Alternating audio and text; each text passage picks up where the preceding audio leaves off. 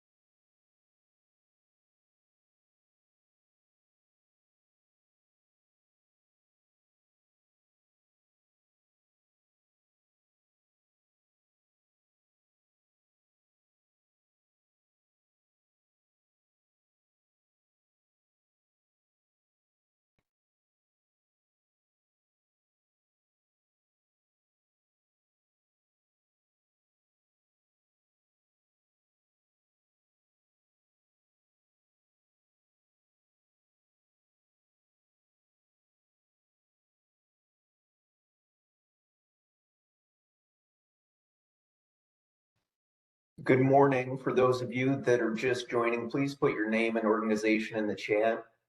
We're probably going to give it another minute, let people jump on because we did have some weather here in Carbondale this morning.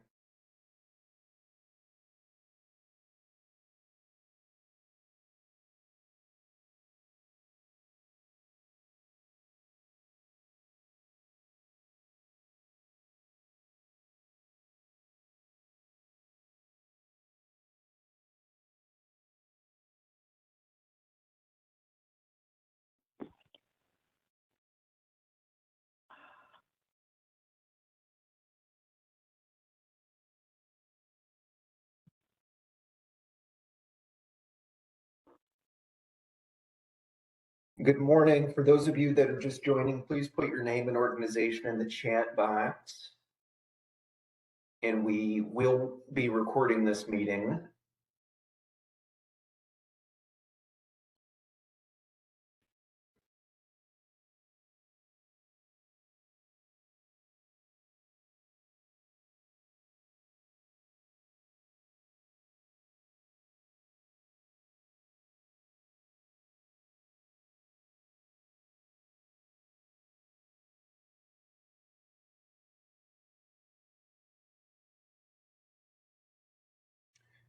Good morning. For those of you that are just joining, please put your name and organization in the chat box. We're giving folks a couple minutes to jump on this morning because we had some bad weather here in town in Carbondale.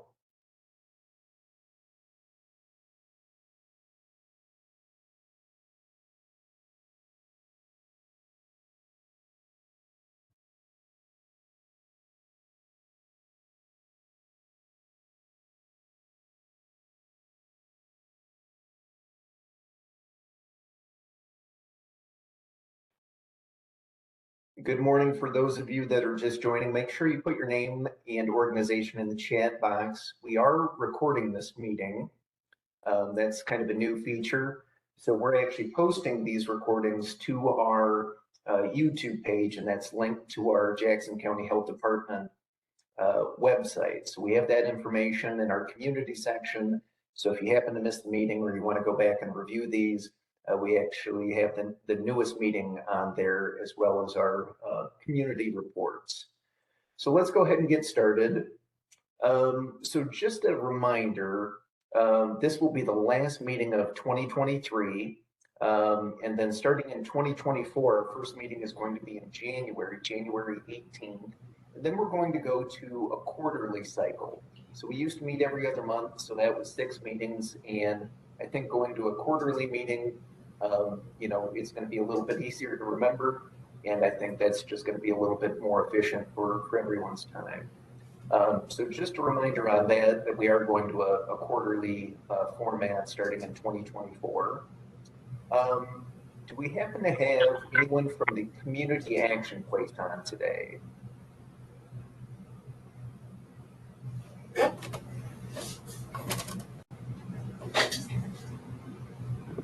Don't know. Do we have anybody on from the Community Action Place? I wasn't able to touch base with Scott. Do we have anybody else?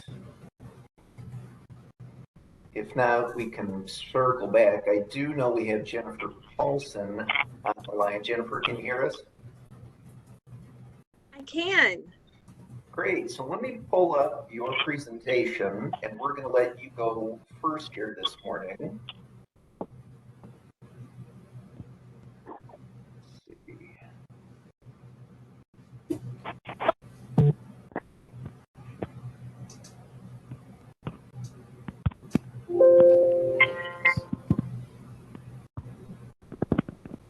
Is everybody able to see this?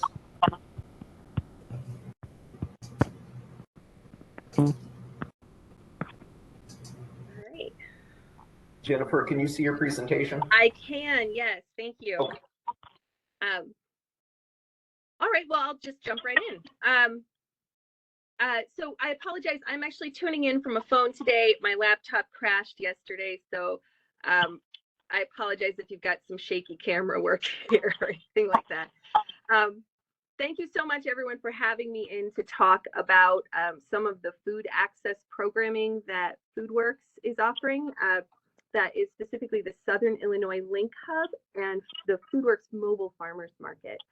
I wanted to say some of the slides I have today have a lot of information on them. I'm not going to go into detail with it today, but I wanted to share this presentation with anyone who wants it. If you're, wanting to read, go back in and look at the specifics of how things work, that sort of thing. So go ahead and advance the slide if you would, please. So I have to just ground a little bit in what FoodWorks does because we do a number of things. We really work at the intersection of healthy access to healthy food, equitable access to healthy food, at the intersection of that with the development of local markets so our community can access that food, and then sustainable farmer training because we also need people to grow that food. And we're in a very agricultural part of the country. We have the ability to grow a lot of food here, which is economy, and it's also important for our physical environment, the health of the ecology that we're living in.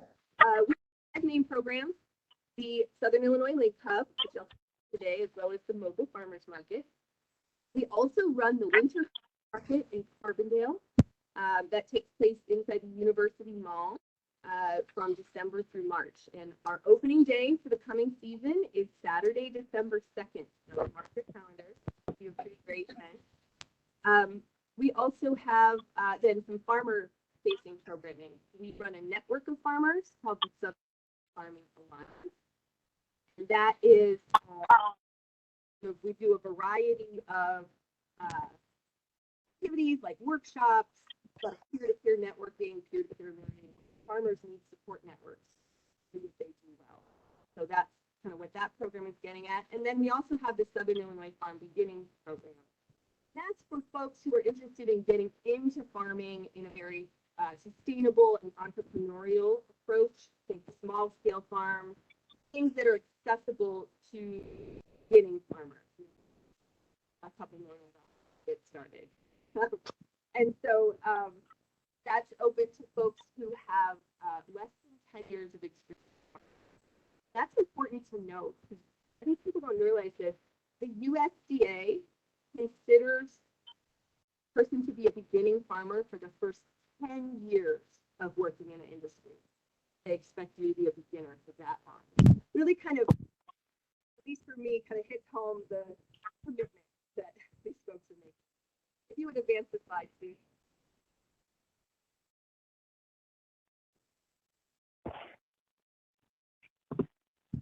So just a little grounding before we talk about the Link Hub is just Snap and Link Match. So I'm guessing that this group is pretty familiar with what SNAP is. It's a federal program to help folks who are experiencing food insecurity to be able to purchase foods. And so there's a list of SNAP eligible foods there. Essentially, think whole foods is a good way to. The other thing, though, a lot of people don't realize is you can use SNAP to purchase seeds for plants that produce food and plant starts themselves. So someone could use their SNAP to actually purchase food plants to grow their own garden. Link Match is a program that doubles someone's SNAP benefits at the farm. So it's a statewide program. There are, a couple hundred farmers markets across the state that participate in this program. And essentially what it is a dollar for dollar match. If somebody spends $1 with their SNAP, which is the link card in Illinois, they get $1 in coupons for fruits and vegetables. So that's your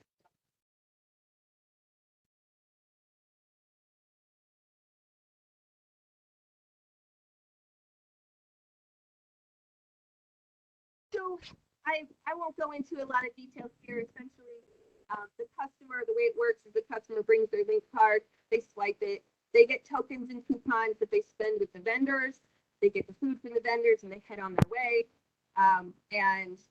The vendors then turn those in to us, and we make sure the vendors are.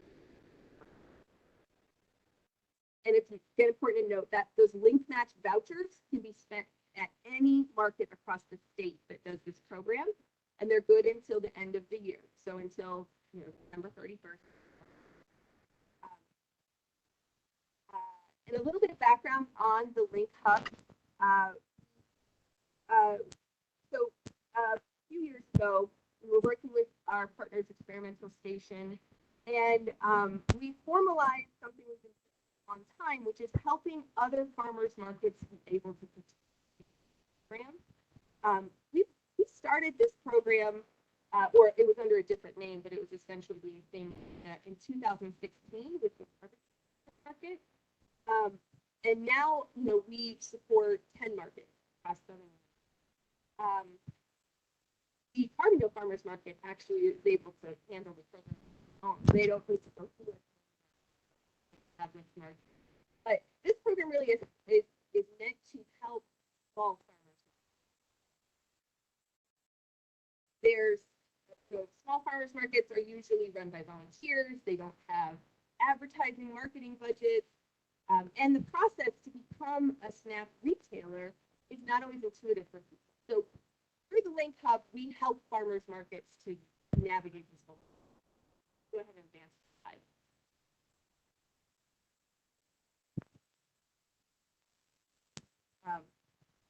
So I'm not going to go into a lot of details here, but if there's something you're interested in, you're welcome to come back and look at this detail. But really, we help farmers markets through the process. We're looking for, we work with markets across the 23 southernmost counties service area, and we help them with marketing and with communicating about the program, bringing resources into their market. In general, we just want to be their partners to help them succeed.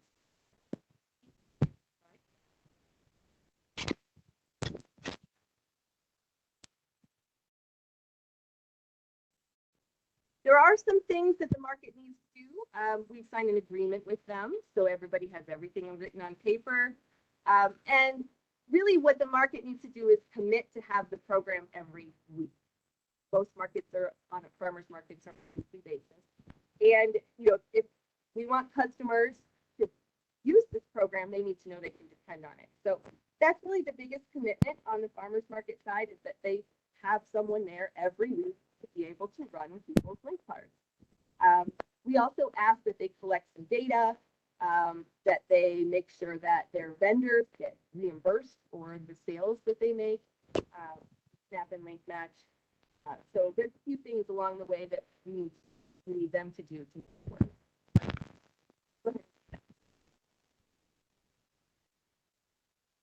So here's a list on the left of the farmers markets we're currently supporting. There are 10 of them across Southern Illinois that we're currently supporting. And I should mention also that a big part of that support that we provide is also the dollars themselves for the link match coupons. You know, when a customer uses their SNAP at the farmers market, the farmers market gets those funds straight from the USDA. But the link match dollars, we need to, you know, find those monies to pay those farmers back for the food that they sold. So that is another really important part of what we do for the farmers markets in this situation. So lots of markets have trouble with you know, person power and technology, and you know, a weird thing you wouldn't expect is a lot of farmers markets right now are struggling to have enough produce for sale.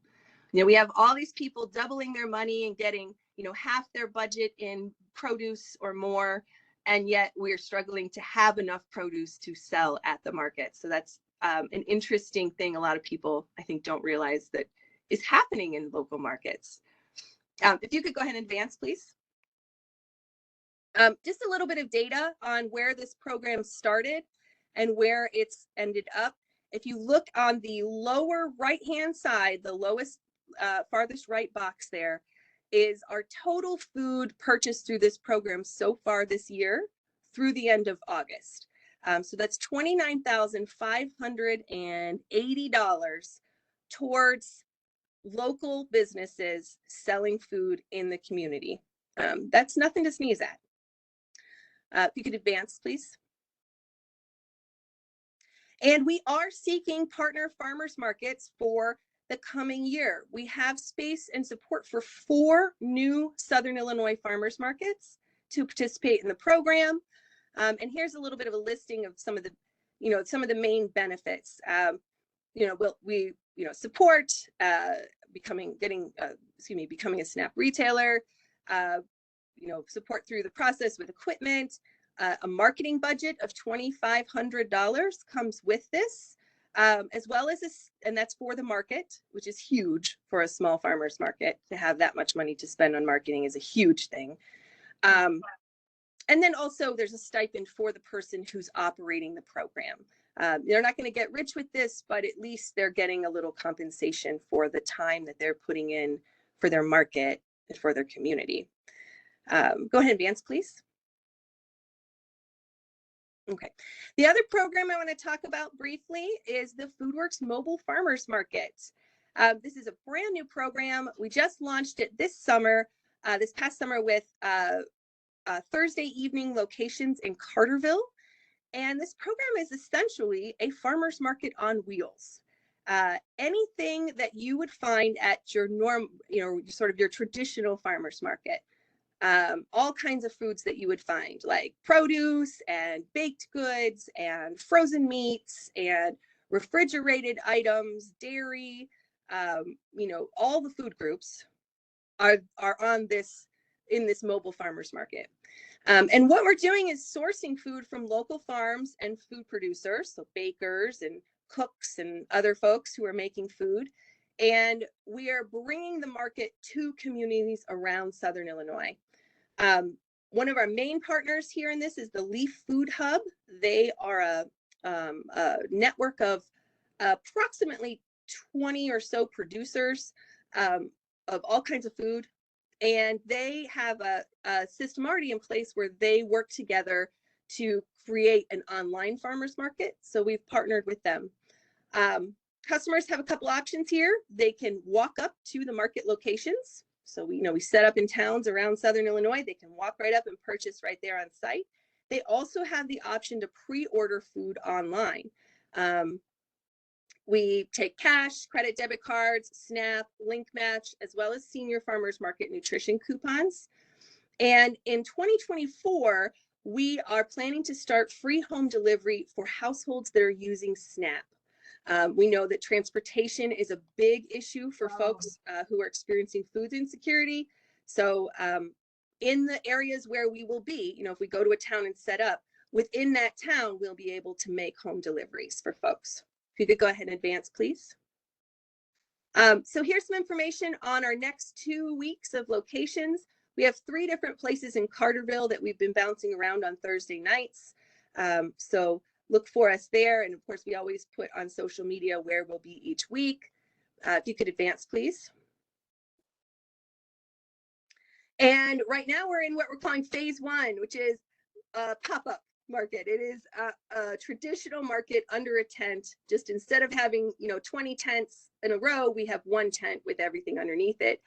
If you could go ahead and advance to the next slide. And in next year, we are expecting to be in phase 2. We have the vehicle pictured here being manufactured right now. It's been 10 months that it has been in the manufacturing process. Global supply chains are no fun these days.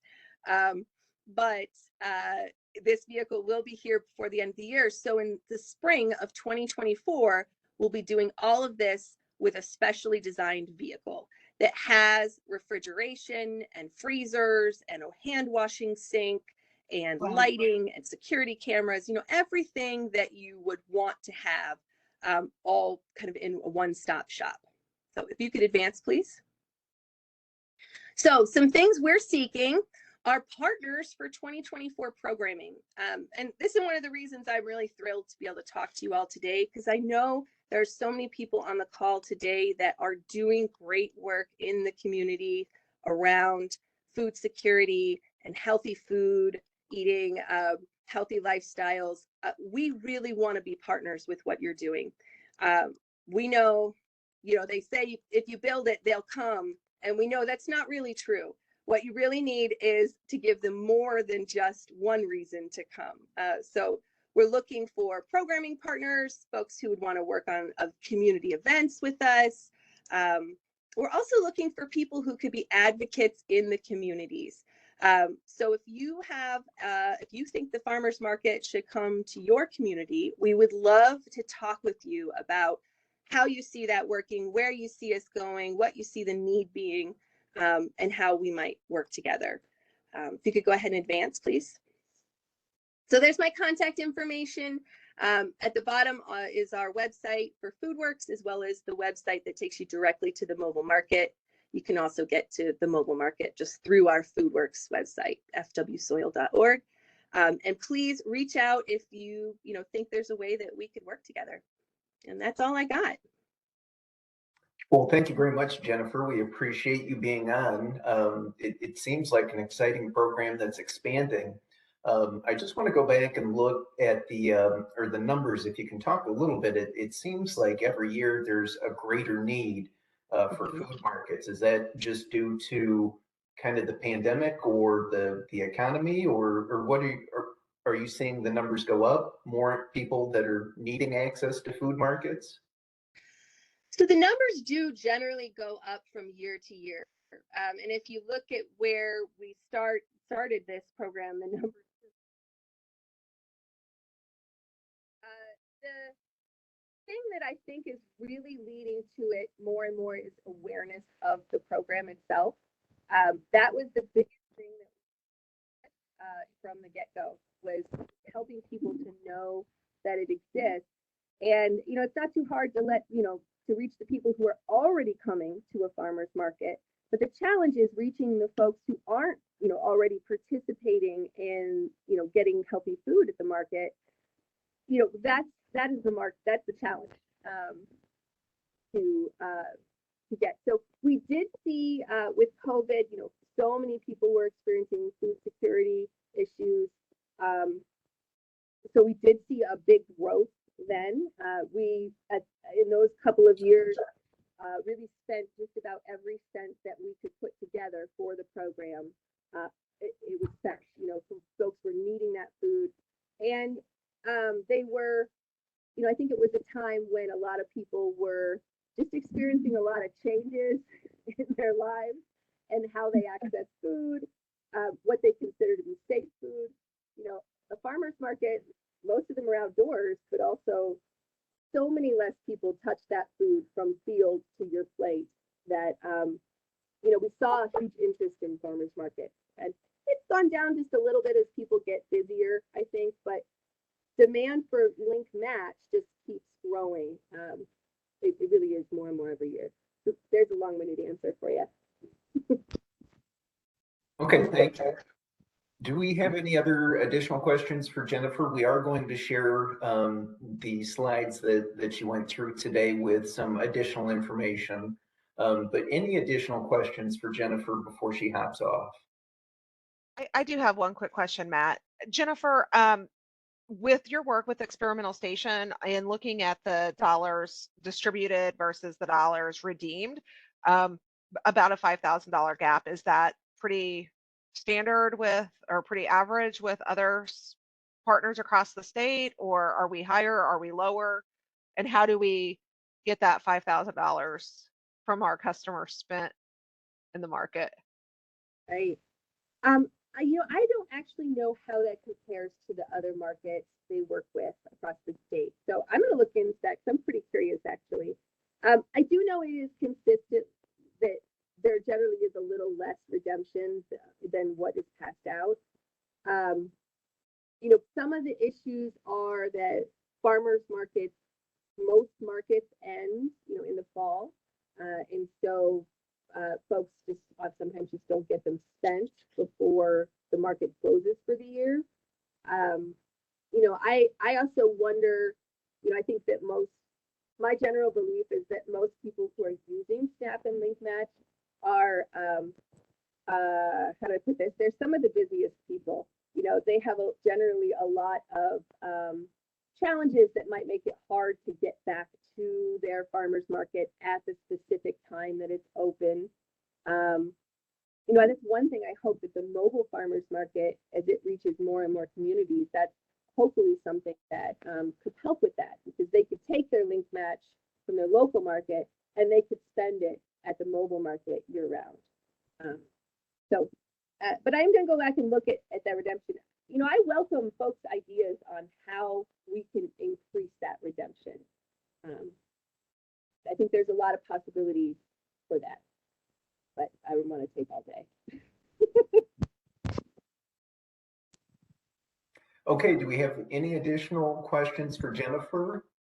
Again, we appreciate you being on this morning. Thank you so much. I really appreciate the opportunity to talk about it. And please, folks, reach out, even if you just want to sort of brainstorm on how we might work together. Thank you very much. Great, thank you. All right, do we happen to have anyone on from the Community Action Place this morning?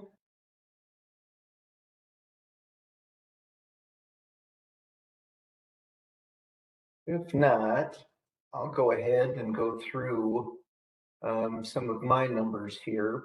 So as you may or may not recall, we actually started our community health survey for our Jackson County Community Health Improvement Plan, which is going to be coming up. 2024 is when it's actually due, and that's going to run through 2029. So let me pull this up, and I just wanted to share some of the results that we saw. All right. So all of these numbers have been rounded, but just to give everybody a sense of how people who completed the survey actually responded. And they're very similar to 2018, the last time we did this survey.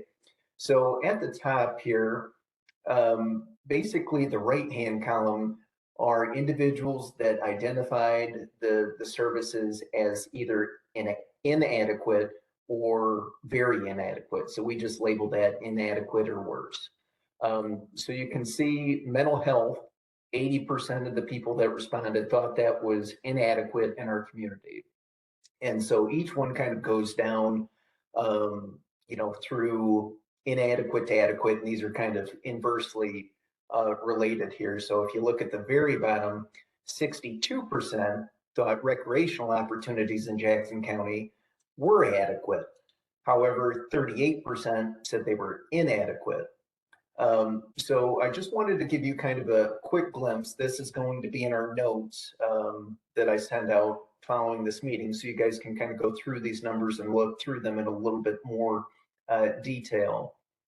So looking at how people responded in 2018 versus 2023, the last time we just did the survey a few months ago, basically there are four topics that were similar, and they have the asterisk next to them here. So in 2018, mental health services was actually the top concern, the theme that was most inadequate. In 2023, that was the same. So it's still consistent several years later. In 2018, access to dental care, that was number 2. This year, 2023, affordable childcare was the biggest concern that was, inadequate or worse, people that identified that as inadequate or worse. The third, this is 2018, affordability of medical care.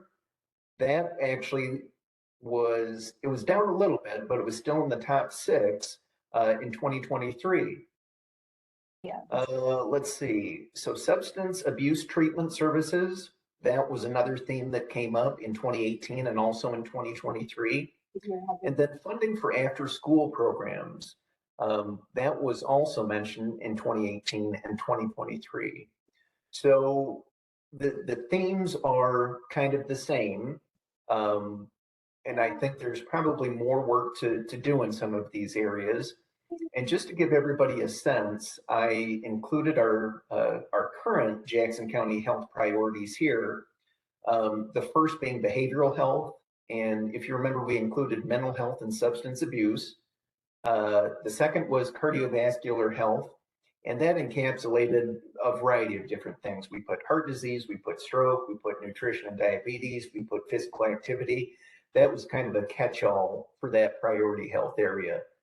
And then the third was improving access to care, including availability of services. So I just wanted to mention those. These are our current priorities, and we're going to have to set new ones. That's probably going to be sometime in January that we'll do kind of a special meeting and bring folks together, either remotely or in person. We're not really sure what that's going to look like. But we will have to look at what priorities that we want to either continue, or do we need to go a new direction? And that's going to be up to you all to help us set those. So I wanted to mention these just to kind of go back and look at, these were the open-ended responses. For those of you that completed the survey, we asked folks, what is the biggest strength in our county for health, impacting health? And people actually mentioned that medical services, there's a lot of those, which is great. But what we saw is a lot of responses down here said the wait times and the cost were prohibitive. So we might have a lot of good medical care here, but the wait times and the costs were so significant that continuously came up in the open-ended responses.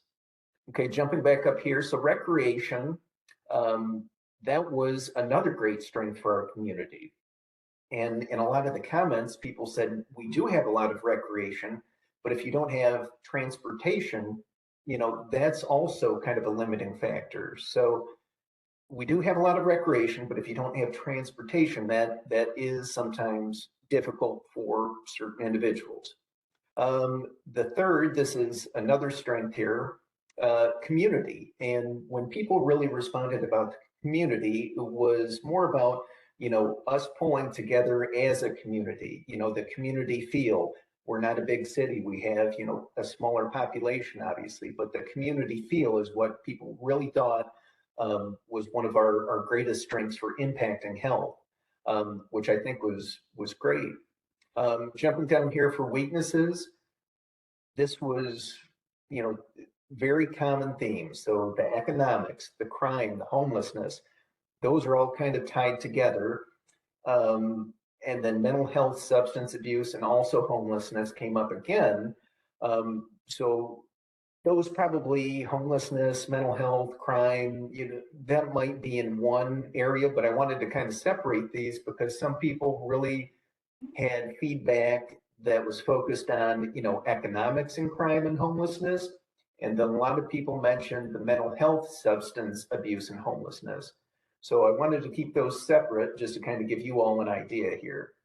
And then obviously we kind of talked about the medical costs and the wait times, which I think is, from the providers I've talked to, they're still struggling to catch up from the pandemic. A lot of people put off healthcare, and then after we kind of opened up and transitioned into kind of this new normal, they're still behind. So I think that's one of the things that we might need to consider as well. And I think we have maybe lost a few providers just due to, some transitions and organizations maybe going different directions. But I do think we probably have lost some medical providers in the community. Excuse me. So are there any questions on these numbers? Again, I'm going to include these in the notes so you guys can look at these a little bit more in depth. But any questions on any of these?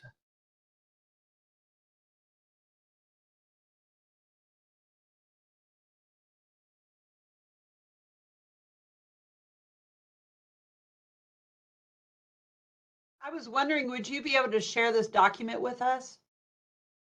Yep, so I'll actually put that in the notes and I'll send this out along with Jennifer Paulson's slides that she went through this morning. So you guys will have access to those.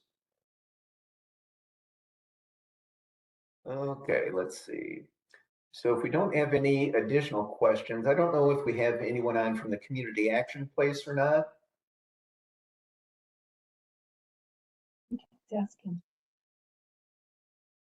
Okay, if not, we'll jump up to our action team report outs. So I think I saw Ashley on. Ashley, do you have any other additional highlights that you wanted to mention for today's meeting? Yeah, so in addition to what's listed there, we are always looking for new members. So I will put my email in the chat and we can give you the Zoom link too. So thank you.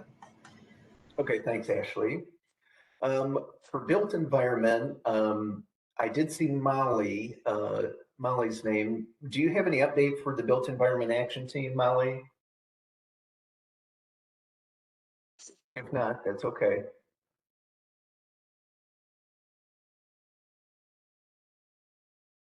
She might have had to jump off.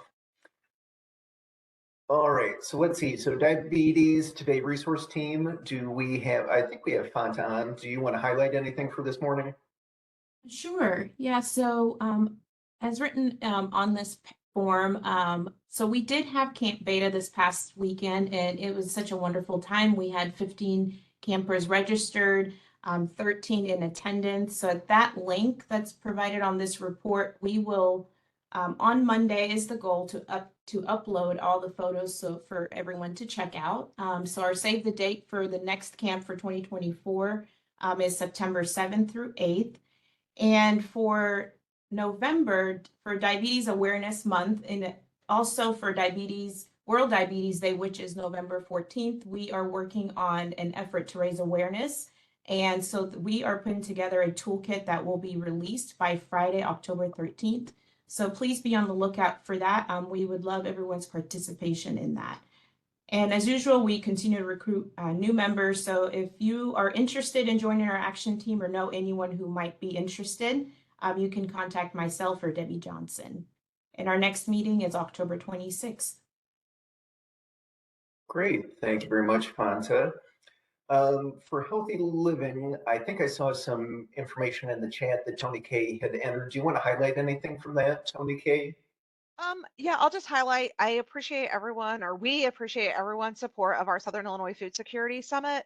Dr. Janice Phillips, the Assistant Director of IDPH, was able to be with us, and she spent a lot of time connecting with partners across the region and did a fabulous job with the keynote speaker. We're underway with some thoughts and some plans moving forward for the next summit. And then on down, the Catch On to Health Consortium is offering a PE workshop October 12th. If anyone's interested in learning more information, contact Sherry Wright. And we're offering another school lunch rocks food service training on November 1st. People can reach out to me if they have additional questions for that. Our next meeting is November 6th at 1 o'clock We offer it via hybrid, so in person at the Carbondale Park District's office on Giant City Road and via Zoom. You can reach out to Nikki Hoseman or myself if you have any additional questions. Great, thank you very much, Tony K. I think the School Lunch Rocks training last year was full. So that's great that you guys are going to be offering that again. Do we have anyone on from the senior health or the Healthy Senior Action Team this morning? Hi, yes, Robin Ridgely here. I have nothing to add other than we have opened up the caregiver roundup that we're having next Friday to anyone who cares for a loved one. That could be someone who makes frequent trips to a nursing home to care for a loved one, or if you care for a friend or a family member, just anyone who cares for a loved one. We are having this next Friday, October 6th at Cornerstone Church. It'll be from 10 a.m. to 2 p.m. We have a couple of great speakers, a free lunch, and lots of pampering in the afternoon. So it'll be a great time. We still are open for sponsorships. If your agency or company are wanting to sponsor this event, can contact either Becky or myself. And yeah, it'll be a great time. So the registration information is listed there. And also our next meeting is October 19th. If you are interested in bettering the lives of seniors in our area, please join us. We meet the third Thursday of every month at 3 p.m., usually at the Veterans Airport. So please join us on the 19th. Thanks. Great, thank you very much, Robin. So I did see Molly Maxwell, her note. I think she was having some audio issues. So for any individuals that want to put their information in the chat, I will transpose those into this document, which I'll send out to you all after the meeting. So if your audio doesn't work or there's something additional that you want to highlight, just put that in the chat and it'll find its way onto this document. Let's see. So joint access to care. Fanta or Alicia, do you want to highlight anything? Sure. So we continue to improve access to behavioral health, medical, and dental services that our action team focuses on. Last month, we had a screening event at Heaven's Kitchen and in Harrisburg. And so upcoming, we will have a Women's Health and Wellness Conference taking place this Saturday at the Carbondale Civic Center from 8 to 1 p.m. So it is not too late to register. And I am going to put the link to that in the chat. So essentially what we will be having at this conference is we'll be doing blood pressure checks, cholesterol and blood sugar testing by doing a finger stick. We will do height, weight for BMI, and then we will also be doing a fit kit take home, so fit kits distribution. So as far as just topics that we will discuss, we have one that's focused around breast cancer prevention, which Dr. O'Connor with SIH will be talking about screenings, early detection, and breast cancer risk for 2023. And then we will also have topic around chronic disease. Dr. Ann Hardy-Henry with SIH will be doing that presentation. We will also have another presentation on the importance of screening and communicating with your healthcare provider. And then we have Rachel with Shawnee Health that will address mental health and self-care. And then Felicia as well, both nurse practitioners with Shawnee will be doing sexual health and menopause topic. And then last but not least, we will have a movement piece where Dr. Linda Flowers will be doing some line dancing. So we are really excited about this event. So we are doing this in partnership with Jackson County Health Department, HSIDN, and others. So again, I put the link to the flyer in the chat. Please continue to promote. It is not too late to register. And if anyone has any questions, please reach out to me. As our action team, our next meeting will be October 17th from 2 to 3 p.m. Virtually. And again, we continue to recruit new members. So if you are interested or know anyone who might be, you can contact myself or Alicia. And I don't know if Alicia is on, but if you are, feel free to jump in and share any additional things that I might have missed.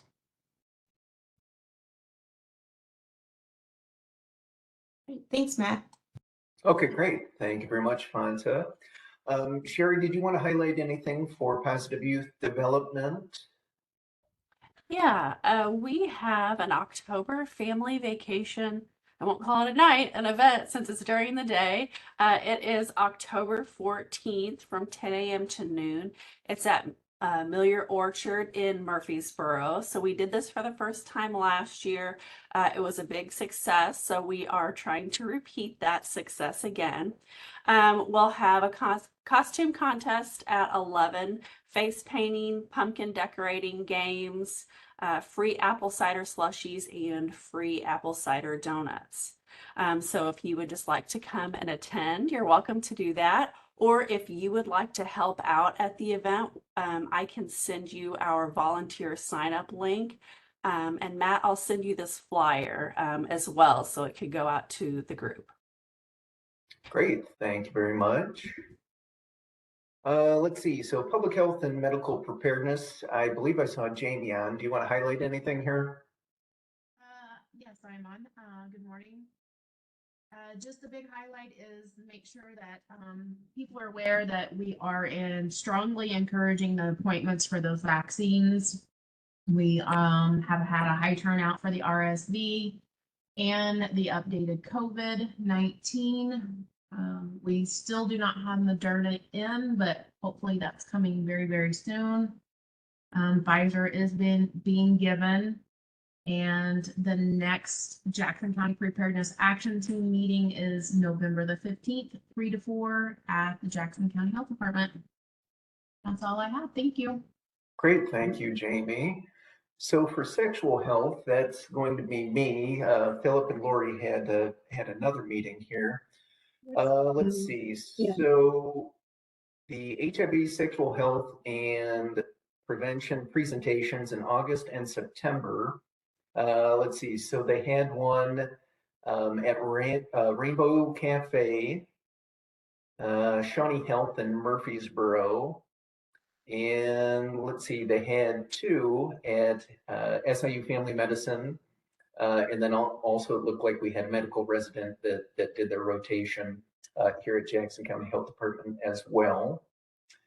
Let's see, so September 20th, HIV and the Sexual Health Division hosted a dinner and a presentation for providers from Shawnee Health and from SIU Student Health Services who are interested in deepening their knowledge of HIV in a primary care setting. So our thanks to Dr. Anita Fleenor-Ford for sharing her clinical expertise with over 20 providers that they had in attendance. So that's a pretty good turnout. Let's see, and their next meeting, it's the second Wednesday of even numbered months at 3 p.m. and it's here at Jackson County Health Department in the back building. Their next meeting is October 11th. So it would be October 11th at 3 p.m. And there is a call-in option available by request, and you can just reach out to myself or Philip and we can get you set up with that. So that is the sexual health update. Let's see, so Southern Illinois Cancer Action Network. I don't know if Angie's still on or Jamie Courier. I think Angie might have had to jump off. I think she put some notes in the chat, so I'll make sure I capture those. So those are our action team reports. Do we have any other community updates that anyone wants to highlight?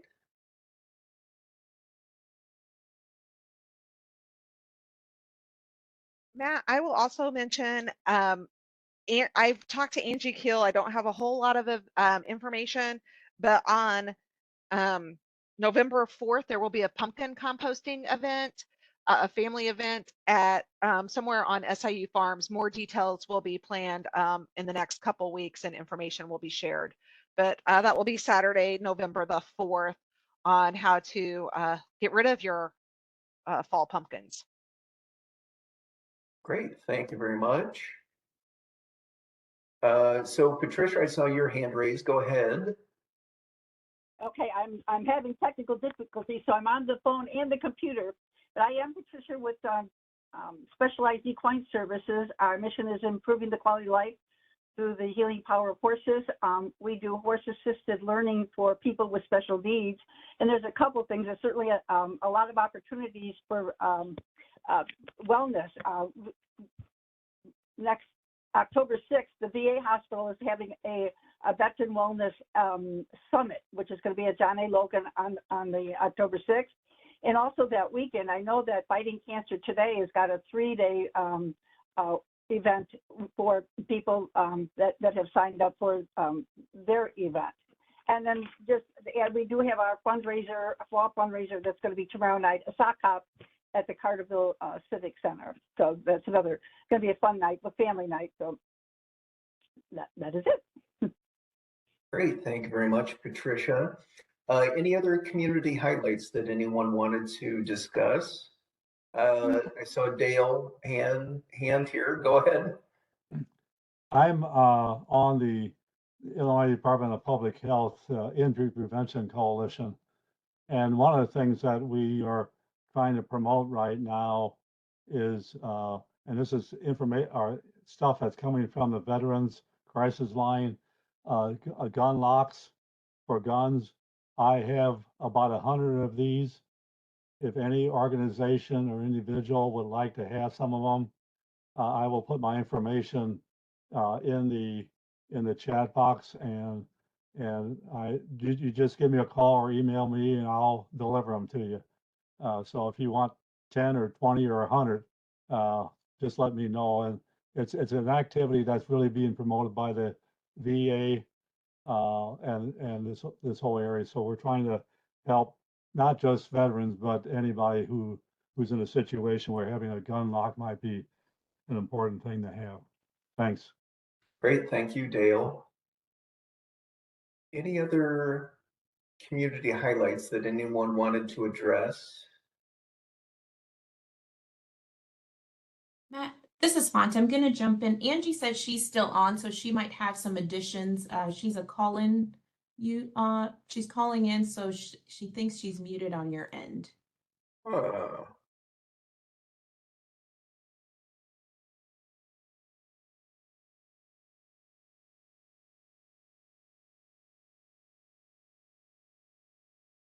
I'm just looking to see call-in users, see if I can identify where she is. Can you hear me now? Yeah, go ahead. Oh, good. Okay. So one thing, I know we didn't have anyone on from the Built Environment Action Team, but they did have the ground breaking of the new walking path in Carbondale. And that was yesterday at 5:30. And I believe that one is near, I want to say Lakeland, but does anyone recall? I just wanted to highlight that. We might see it in the news today. And then for the Cancer Action Network, we did have a meeting on the September 19th. We had Jen Novak from Invite. She is a really great speaker about genetic testing. So I know she's been working with different healthcare agencies and health departments throughout Southern Illinois. But if anyone is interested in having her, reach out to Jamie or I, and she can provide more information on genetic testing. There's lots of resources available through ACS for Breast Cancer Awareness Month, as well as Lung Cancer Screening Day and the Great American Smokeout. So if you would just do a Google search and look for those, they have some toolkits and other resources for those events coming up. The Illinois Lung Cancer Roundtable screening meetings still continue to happen. So if anyone is interested in being part of that or learning more, we can put you in touch with ACS and the committee. The tobacco disparities and the different tobacco coalitions are continuing to meet. So if anyone's interested in getting involved with smoking cessation, and if you'd like free educational materials for your agency or anything like that, please reach out to Christina, Kelly Corner, or Kendra Minshew, and Christina from Jackson County Health Department. And then lots of efforts continuing in the area of colorectal cancer, HPV. We have a new campaign going to be happening through the HSIDN Facebook page. And then if anyone's interested in flyers around the importance of HPV prevention, let us know. We had those developed by the Saluki Ad Lab. So they're another great resource if any agency is looking for some SIU students to do graphic design or social media type of work, but that's the Saluki Ad Lab on campus. And then Rudy Bess is continuing efforts around ovarian cancer and screening and early, or not screening, but early detection and knowing the symptoms. And so they are getting ready to start their partnership meetings. They have not been able to meet yet, but if you're interested in that, reach out to Rudy Bess at Hope Light. And then they did host a survivors walk for anyone in Southern Illinois who was interested in Metropolis this past Saturday. Always looking for new members. Next meeting, November 21st. Thanks so much. Great, thank you very much, Angie. Is there anyone else that we might have missed that wanted to highlight something this morning? Monday, pick up Monday, October 2nd, about 4 or 5 p.m. Drop off. Matt, this is Bart. October 3rd and 4th. Hang on a second, Bart. Oh, okay. Oh, okay, go ahead, Bart. I thought we had somebody and we just couldn't hear. Go ahead. Okay, thanks. Just a few things to mention. I know Jamie mentioned the COVID vaccine, seasonal flu shots we're administering. We're also administering a Brexvi, the new RSV vaccine for those age 60 plus who have certain health conditions. We've had pretty strong demand for that. Appointments are required for all of those vaccinations and can be done through our website or by giving us a call. We also have COVID vaccines available for those that are uninsured or underinsured through the Bridge Access Program. So even if you don't have insurance, we can still get you a vaccination. And if people are looking for locations administering any of those vaccines, they can find those at vaccines.gov. Otherwise, also, households can now order 4 free rapid COVID tests from the federal government for home delivery, and that is at www.covidtests.gov. The other things I wanted to mention were a document shredding and medication disposal event on Saturday, October 14th from 8 a.m. to noon here at the health department. Appointments are required for that as well.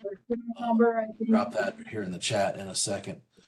The other thing to mention was Jackson County is working with Greater Egypt Regional Planning to update its solid waste management and recycling plan. Yesterday was the first of 3 planned meetings of an advisory group, and there will be a public survey in the next few months to solicit public input. If anybody has any interest in this effort, reach out to Angie Keel here at the health department. The other things to mention were the Weathering the Storm Regional All Hazards Preparedness Conference coming up October 18th at the Marion Pavilion. Registration and information at the Spark website. And the other thing we're keeping an eye on is monitoring the potential federal government shutdown and its possible impacts on our services. We don't know anything concrete at this time, but likely any impacts that we feel will take some time to ripple through various systems before it gets to us and impacts the services that we can provide. So we'll be keeping a close watch on that. That's all I've got, Matt. Thank you. All right, thank you, Bart. Anyone else want to highlight anything for today? So Dale, go ahead. One thing that has happened very recently, and I've talked with the mayor of Murfreesboro, and we're talking with the mayors, and well, Carbondale is already very much involved, but there's a program called Bright Light or Bright Neighborhoods in Illinois that just started actually in August. But it's a program in which people who meet the certain level of income can actually have a solar system put on their house, or if they're renting, the owner can do that at no cost. And I've given you information in the chat room about the program, and And the best thing to do is probably go to that website I mentioned. But even if you are interested in a solar system, but your roof needs to be replaced, this program will pay for a new roof. This program will also deal with any electrical upgrades that you need to have done at no cost. And interestingly enough, there's 3 of these areas in Illinois that has this program. One is Waukegan, one is West Garfield Park in Chicago, and the other one is Jackson, Williamson, Johnson counties. And so it's a program that I know the mayor of Murfreesboro, Will Stevens, has become very interested in this since I talked to him a couple of days ago. And I think, you know, the interesting thing is that you need to apply for this by the end of November. And so I've given you this website. If you go on the website and put in not your information, but any information of people you think might be interested, they will find out whether they're eligible or not, depending on what their income is, for a family of 1 all the way up to a family of 8. So, thank you. Great, thank you. And we did capture that in the chat, so we'll put that in the notes as well, so people can access that website. So thank you. Anyone else? This will kind of be our last call for any highlights.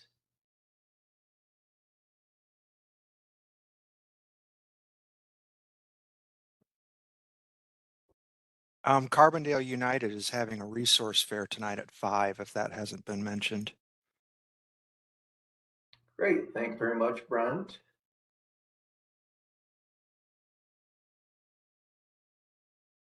All right, well, I do appreciate everyone being on.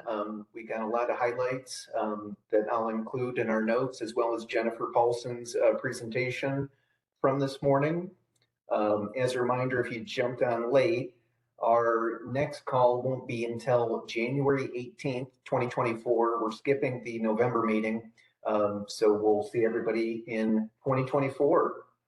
So thank you very much. Have a good day. Hopefully the weather has moved out of the area, and take care. Thanks, Matt.